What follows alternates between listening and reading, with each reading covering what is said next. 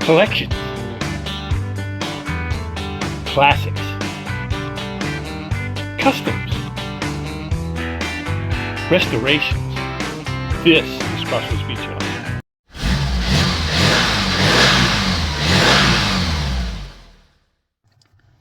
Hey, welcome back to the Crossroads Diecast Speed Shop. I'm Skip, and today on our turntable we have a 57 Chevy. This is the car that we're going to be using, the Diecast International Builders Daytona 500 build for the month of February 2025. It's actually the middle of the month. It's the second one that they have for this month.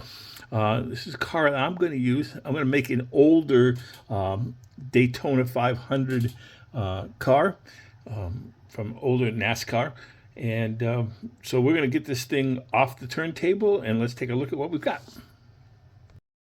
All right, well, here we are. We're in the shop, and we've got our 57 Chevy all taken apart here, and it's ready for our NASCAR build. Let's take a look at the car.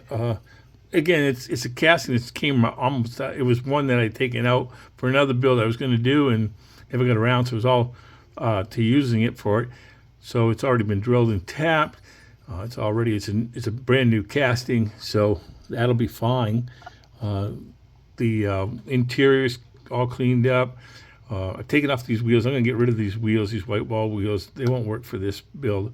So get something that looks a little bit more NASCAR-ish and stuff in the nice clear glass, and that's nice. And so anyway, so we got this all taken apart. So we'll get the body into the stripper and begin our project. All right, well, we've been working on our NASCAR build for Diecast International Builders. NASCAR Invitational. Right now I've taken and cleaned up the 57 Chevy that I am doing.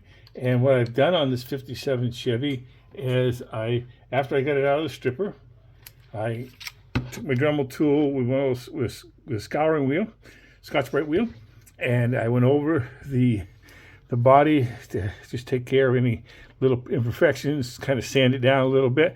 And then what I like to do when I'm using like a regular urethane paint or some other solid paint rather than a candy color, I like to use this Tamiya fine surface primer, and I usually go over it, give a couple light coats of that over it. That really does good because it really adheres to the car better, and then it also causes the rest of the paint to adhere to that as well. So that's worked out really well for me. So I recommend this. This is a primer coat onto your cars. Okay, let's move on. Okay, we're working here on 57 Chevy NASCAR build that I'm doing. So let me show you a little bit of progress, some of the things I've done. I've already primed the car, and I'm going to get ready for paint here in a little bit. What I did wasn't a whole lot. You know, I tried to get some good pictures of the inside of the car, the NASCAR 57, what a 57 one was, but I couldn't really. What I did do was I took some of this brass tubing, and I took it and I bent it, and I built a little bit of a roll bar in there, and then I took a 3D printed steering wheel I had. Using my pin vise, I was able to drill a little hole, and then I put some super weld on the steering column and put that. So now what I'm going to have to do is I'm going to have to paint this up and stuff so that'll all blend in and look nice. The other thing I did is, again, this is going to be kind of a commemorative build, but I didn't want to, so some of it may not be exactly, but it's going to be kind of a commemorative build. But I found these nice dark steelies or whatever, maybe they're 5-spokes, I'm not sure, but from Sam Ed wheels that I had, and I put them in. They fit really good. Look like they'll move pretty well. But I want to just check the fit on everything before I get moving much further. So we're going to put the somewhere around here. Let me see if I can find okay. This should be the, okay. Yes, that looks pretty good. Coming down, snap that in. All right, and I got a roller, and she's rolling. So that looks like it'll be pretty good. I think we're going to be really good in that as far as that goes. Okay, so let's move on. All right, well, we are working on our NASCAR build. I'm going to do a 57. I'm going to do a kind of a retro, older NASCAR build. I got a 57 Chevy, got the decals and things I'm going to use on it. Again, so we got the wheels, everything's all fit. That's all good. I got the car body primed up, and so now I mixed up the paint. Again, use one of these little medicine cups. That's what I like to use. You can use other things or stuff, but it's just easier, I think, when you have like a little medicine cup or something like that to mix it in. Then I took some of this opaque white, because the stock car, some of the older stock cars have white. And this one that I'm doing is get white. So I got the opaque white, and then I put in probably about 25% or so high gloss compared, like 3-to-1, basically 3-to-1 with this.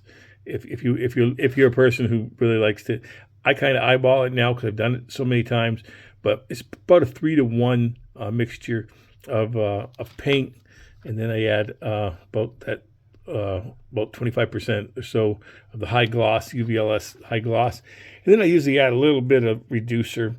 I use these pipettes. I usually put about 3 pipettes in there just to get it enough. Again, like, you'll get used to it, and just it's got a little bit thicker consistent. It's a little bit more than water, probably about the thickness consistency of like milk or something like that. So I'm going to take this and get the car into the spray booth and get her painted up. Let's move on. Okay, well, we're working on our NASCAR build, and I'm doing this 57 Chevy. I got so engrossed in starting to put decals on, I forgot to put the camera on, and so the video doing this. But again, I'll just take just a few moments here just to talk a little bit about it. I got these decals from Second Chance Redlines. As you can see, they are Fireball Roberts decals that I put it on there. When I put these decals on, usually what I do is I've got this little tub of warm water. I dip them in there for about 10 seconds. They come off pretty good. Sometimes if you're making your own homemade decals, it takes a little bit longer. You have to use it a little bit longer. I have the sponge in there because I set the decals on there so they're not in the water the entire time, but at the same time they're staying damp. And then what I do is, like in the case of these decals, where these are professionally made ones, I take a little bit of this microset, and using a cotton swab, I go over the area where the decal is going to be. After I cut the decal out and then it's ready to slide off, I'll slide it off, put it onto the and fix it where I want it to be on the car, and then from there I use the dry end of the cotton swab just to go over it, kind of rub over it to get all the air bubbles out and do all that. And then once I get it all done, then what I do is I take some of this microsol, and the microsol, I use a still swab and go over it. And what that does is it kind of causes the decals to set and settle in, and also kind of, if there's other rough spots underneath, it'll cause them to to adhere to it and kind of form to whatever things are maybe underneath it or whatever. There wasn't too much on this car, but anyways, so that's what we got, and let's move on. Later. Okay, well, welcome back to the shop. We have finally got our little Daytona 500 build finished up. Get the 50. I showed the 57 Chevy. Got nice black rimmed salmon wheels. Took in built a roll bar and detailed up the gauges and the steering wheel. Put a different 3D printed steering wheel in there as well. And of course, as you can see, get the Fireball Roberts decals from Second Chance Redlines. I'll get on the turntable and take a real look at it. And here's my NASCAR or Daytona 500 build for the Diecast International Builders Daytona 500 theme build. I chose to do an old NASCAR for this build. As you can see, the theme here is Fireball Roberts. Again, NASCAR racing legend Fireball Roberts won the pole at Daytona in 1961, 62, and 63.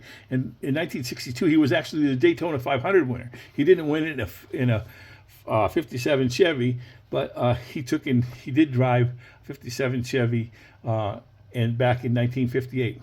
Sadly, on May 24th at the Charlotte Speedway back in 1964, Fireball Roberts, in an effort to try to avoid a crash that took place between Ned Jarrett and Junior Johnson, he slammed into the inside wall, flipped his car, and it burst into flames. He received second and third degree burns over about 80% of his body. And it looked at first, he was airlifted to the local hospital, and it looked at first that he was going to recover. He was making improvement, but then he contracted pneumonia and sepsis and slipped into a coma where he eventually died on July 2nd, 1964. As I said, Fireball Roberts drove the 57 Chevy in 1958 and won the Southern 500 at Darlington Speedway in September of that year. It was said that he reached speeds up to 118 miles per hour with an average of 102 miles per hour over the course of 4.5 hours of racing. That was just amazing stuff. I don't think my car will go that fast, but I'm still pretty happy with it. As I said, the only I've been really happy with these decals. The decals came from Second Chance Red Lines.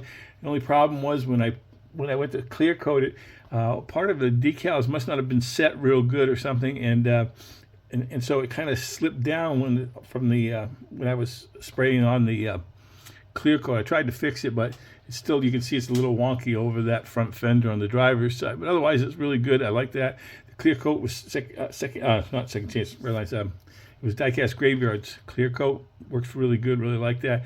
The wheels are black wheels, brimmed wheels, and tires from Sam Ed Wheels. Inside, I took and I fashioned a roll bar to go along behind the seats, and also detailed up the gauges and added a 3D printed steering wheel as well.